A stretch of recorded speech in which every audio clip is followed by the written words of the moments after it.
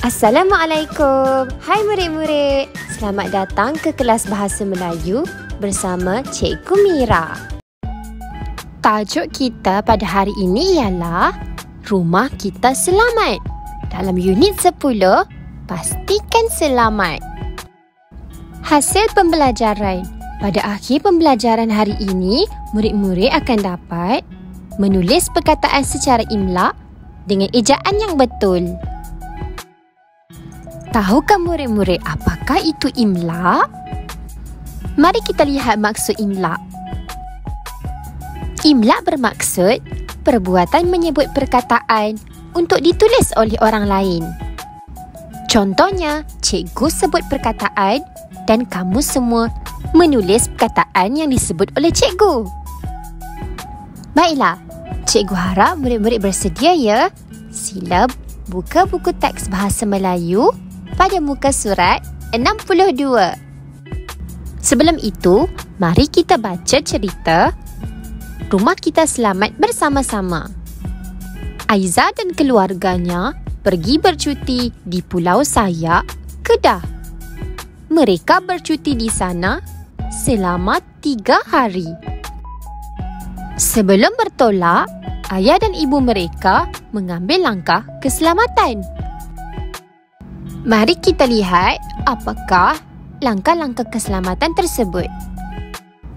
Yang pertama, tutup tingkap dan pintu bilik. Langkah kedua ialah matikan suis elektrik. Langkah ketiga, tutup dan kunci pintu utama serta pintu pagar. Dan langkah terakhir iaitu langkah keempat, beritahu jiran. Baiklah, sekarang tugasan yang perlu kita lakukan ialah menulis perkataan secara imla. Murid-murid sila keluarkan buku tulis Bahasa Melayu BM2 ataupun BM3.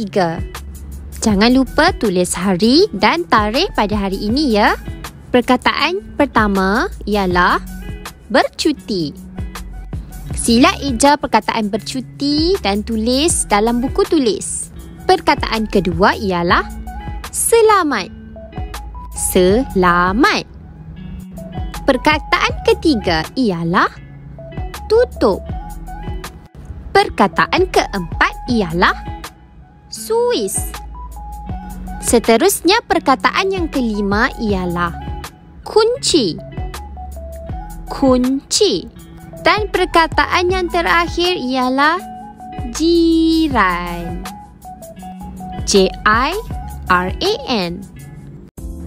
Sekarang mari kita lengkapkan latihan dalam buku aktiviti Bahasa Melayu Jilid 1. Murid-murid sila buka buku aktiviti pada muka surat 65 dan 66. Murid-murid, untuk latihan ini kita juga akan gunakan buku tulis BM2 ataupun murid-murid juga boleh menggunakan buku tulis BM3. Mari kita lengkapkan latihan 1. Murid-murid sila rujuk muka surat 65. Arahannya ialah tulis perkataan yang disebut oleh guru. Cikgu akan sebut dan murid-murid akan tulis dalam buku tulis pada muka surat yang baru. Sila lihat gambar pertama. Usah sentuh setrika panas. Murid-murid, sila tulis perkataan 1. Sentuh. Perkataan kedua pula ialah panas. Lihat pada gambar 2. Harap berhati-hati, cerek panas. Murid-murid, sila tuliskan perkataan ketiga iaitu berhati-hati. Gambar ketiga. Awas, racun berbahaya.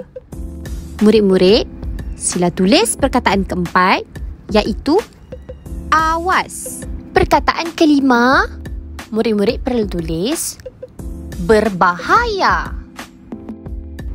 Lihat pada gambar 4. Jangan hampiri kawasan ini. Perkataan keenam yang murid-murid perlu tulis ialah kawasan.